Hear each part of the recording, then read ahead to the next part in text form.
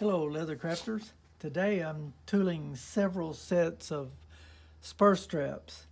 I have an order for 8. I spent most of yesterday stitching around everything on my cowboy harness stitcher, and I used a 200 needle and white 346 polyester thread.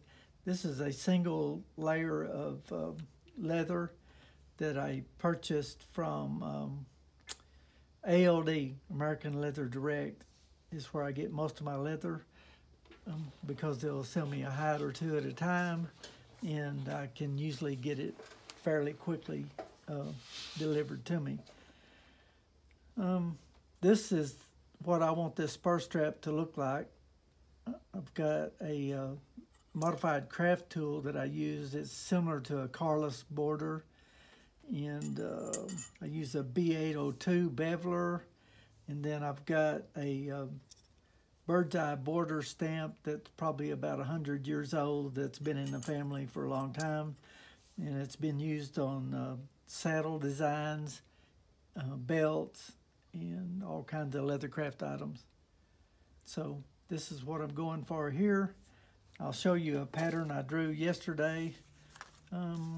I pencil drew this on to the shape I needed, and then I put it in the copy machine and made a copy, and then I used some carbon paper to trace over that and make ended up with right and left patterns there. That's what I need. So now I'm going to scribe a line lightly onto my spur strap. This leather right here is wet encased. Now, it's fairly wet right now.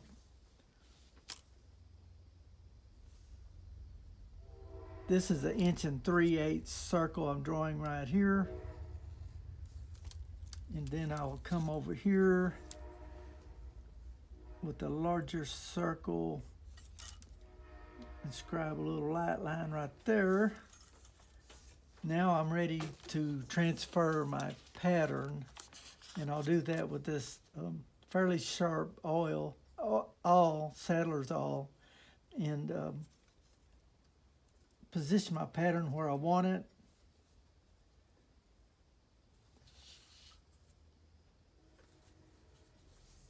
And lightly go over my drawing here. This will leave just enough image on my wet encased leather there that I can cut that in with my swivel knife.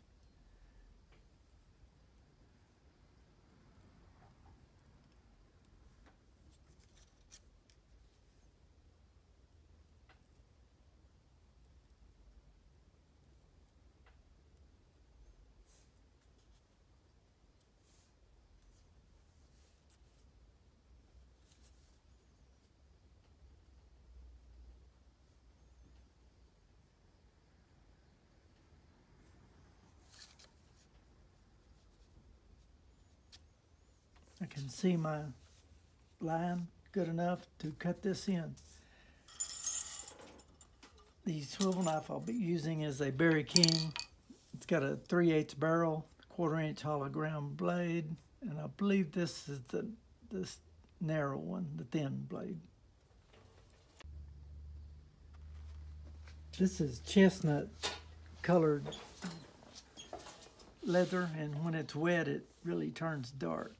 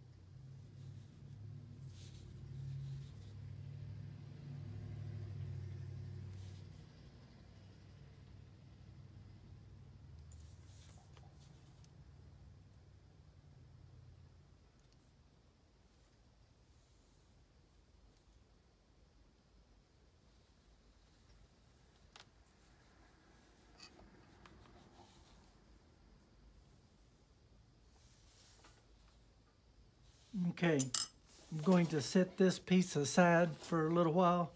It's too wet to actually do my beveling and cut marks, and my stamp here is just too wet. Like if I went ahead and beveled it and stamped it now, when it dried, the design would pull out of it. You want a clean and crisp design, so I'll move on to another piece that I have prepped and ready to do my tooling on. This is a Craftool that I modified. It was a little bit long on the tip, so I reshaped it. It works for what I'm using here.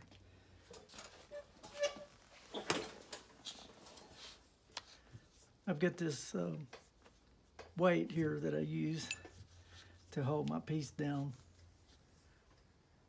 and I'll use the Maul Master, the lighter one of the two.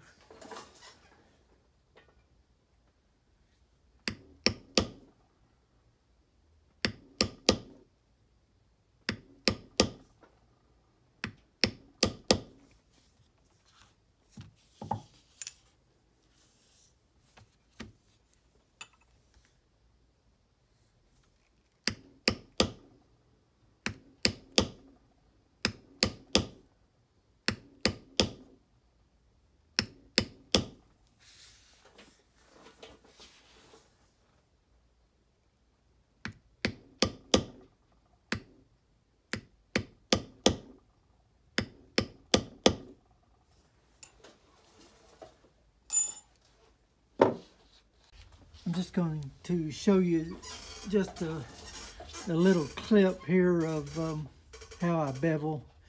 I won't do the whole thing for you, but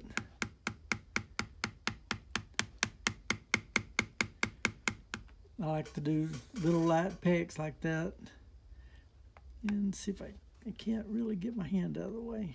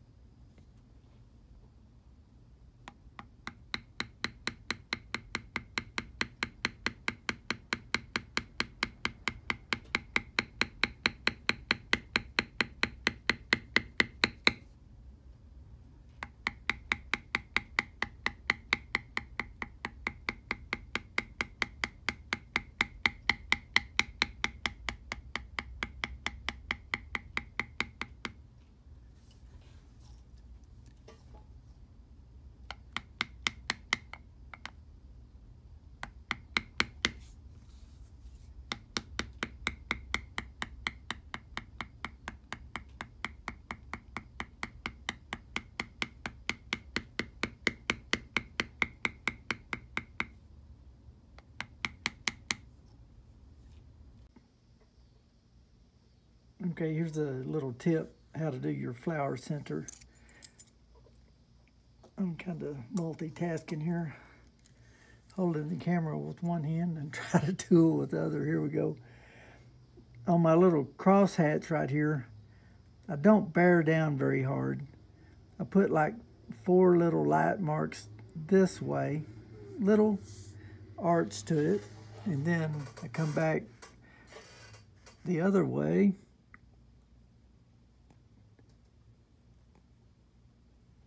and put 4 cross hatches that way.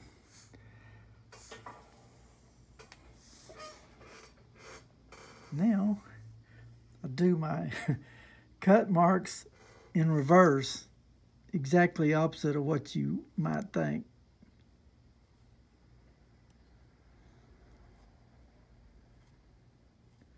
On my flower petals there. You can, if you wanted to, you could go back the traditional way, but I find it kind of neat to just do it this way.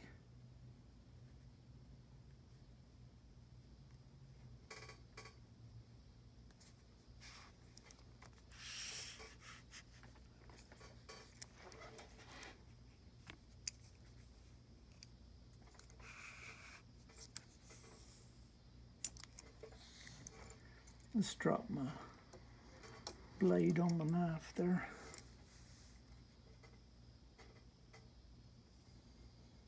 Okay.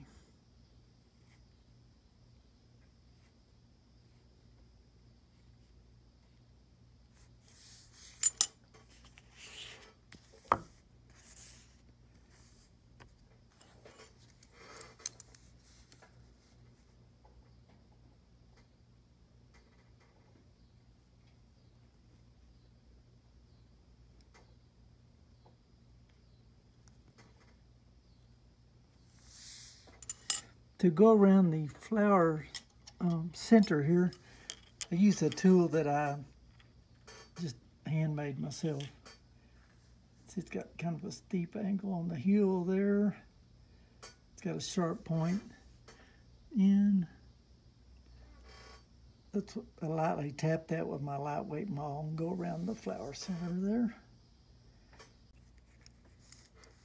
And just put a little curlicue thing right there. 1, 2, 3 little marks like that.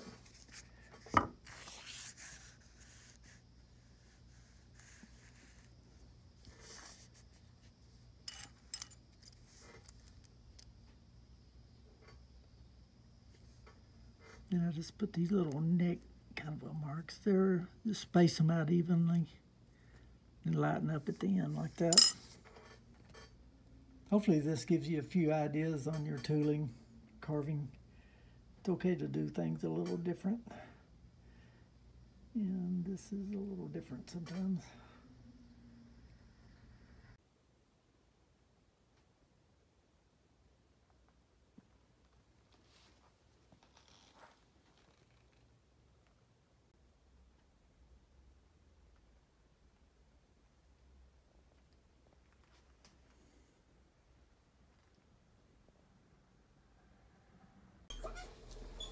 Really doesn't take very much of a tap at all